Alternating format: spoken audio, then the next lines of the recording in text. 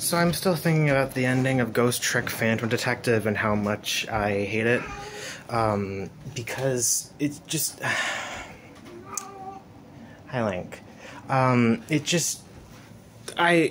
People always said that Ghost Trick Phantom Detective, or at least like a bunch of people that I follow on Twitter, were like, oh, it's the best game ever made. And initially I was like, it's probably gonna be okay. And then I played the demo, and I started to believe them. And I played for the majority of the game, and I believed them.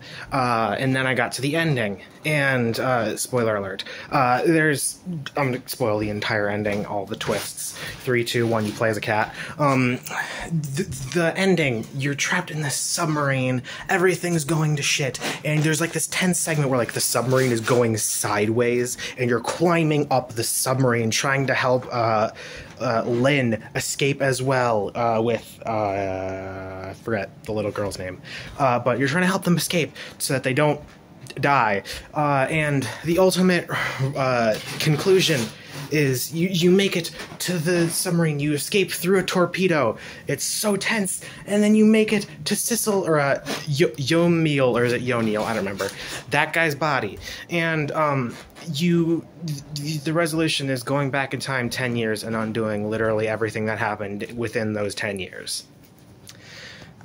Which, I don't like. Because effectively the twist is that you're playing as a cat. You're playing as Yomiel's, Yoni's cat. You're playing as his cat, and Lynn accidentally shot you when you were in Johnny's bag. And he was taking control of her, and like his entire thing, I actually like the twist conceptually. And then like everything is revealed, and the big payoff is going back in time and undoing all of that because Johnny was sad that his fiance took her own life, which understandable. She thought that he died, and then he came back to life because he has a meteor inside of him. It's complicated. And I was expecting this story to have something to say, and it just really doesn't. Like, I was expecting it to be like, we go back in time and then we try to save things, and like how it works out is you constantly have to like change tiny little things, like, all right, you save him, but now it's gonna kill this person, so you have to stop this, and then it's gonna kill this person, so you have to stop this, and like you have to micromanage everything. And I was expecting eventually Johnny to be like, this isn't working, this is like kind of like a canon event, like it's set in place, somebody has to die here, and Johnny is like, he should have been like, I deserve to die. Like, even though I didn't deserve to die then, what I've done ever since then means that I definitely deserve to. And rather than trying to maintain this like happy ending that I had before, I should be content. I should have been content with what I had then, because he got a second chance with his cat that he named after his fiance, Sissel. He got his second chance, and it just... He should have listened, and or he should have accepted that second chance. That should have been the moral. That even though he had everything he ever loved wrongfully taken from him, it still, like, he still did bad things, and he should have just, like, he shouldn't have been so blinded by focusing on the past that he disregarded what he had now. That should have been what the moral was. That felt like what it was building to. But no, you just go back in time, revert everything that happened in those 10 years. There could be new world leaders. There could be world wars. People who got married in those 10 years never met each other in this 10 years. Like, that's so unbelievably, like, that's just... And, like, also, Sissel goes to live with Lynn and the little girl. He goes to live there with them, showing that Johnny, yes, Papa, truly didn't care, or like didn't learn to appreciate what he had. Like, I know he's in prison for a crime he didn't commit, so it's kind of like, oh, that's his recompense, but it's not, no. But like, he never like truly shows his appreciation for Sissel being there.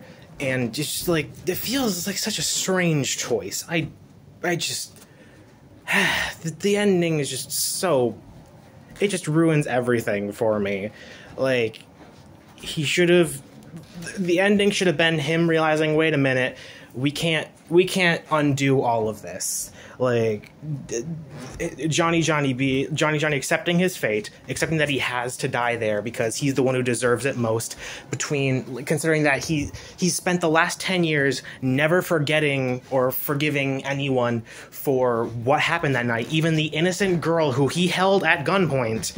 Like, that, I feel like that should be, like, that should qualify him for being, like, he should not have a happy ending or strictly happy ending at that point until he realizes that he's not deserving of it. Like, he should accept that he should accept his fate. They go back to the present and they're like, well, what now? And the climax, I feel, should be Johnny Yes Papa going back in time to revive Sissel, because Sissel, like, fully accepted, I'm gonna, like, throughout the story, Sissel accepts I'm not gonna be able to be revived. He accepts his fate, and he's fine with it. So therefore, he's deserving to be revived, because he's been doing all of this somewhat selflessly. Like, even though he wanted to find out about his, like, murder, he's like, when Lynn says, I can't focus on that right now, he's like, yeah, sure, that's fine, I'll help you anyway. So, like, he should get revived, and then, like, that should be the big final thing of the game. Saving Sissel from getting shot in the junkyard. That should be the final big moment. And then that sets everything back to the beginning of these, like, past 12-ish hours. And also don't undo the thing about, like, Sissel's ghost disappearing after sunrise. Because, like, I feel like that was a cool thing to set up. I feel like you should have just kept with that. And I understand why, like, Missile was like, I did that to trick you. And also the weird ghost missile thing is very strange. This is incredibly disjointed thoughts. These are just, and everything should have gone back to how it was those first 24 hours. Sissel and Johnny Yes Papa live happily ever after Johnny Yes Papa explains, like, hey, Lynn, I'm sorry for holding this grudge against you. Hey, Detective Guy, I'm sorry for being angry at you and killing your wife. Like, he should be like, I'm sorry.